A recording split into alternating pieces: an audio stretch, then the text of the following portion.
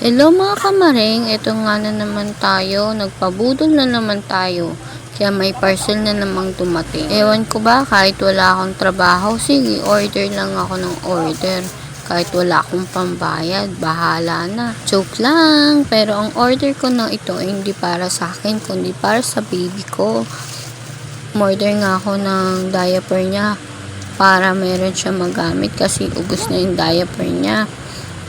Korean diaper nga naman to, kaya maganda. 3 beses na nga ako umorder sa shop na to kasi lagi silang may libreng patches, laruan at kung ano-ano pa. Sinamahan ko na nga rin ng wipes para pag aalis kami, maliit lang yung daladala ko. Ang maganda dito kasi sa diaper na to, manipis lang. Hiya nga dito si baby, hindi siya nagra-rashes. Yun lang po. Salamat sa pakikinig at panonood. Lalagay ko na lang sa comment section yung link para kung gusto nyo rin bumili dito.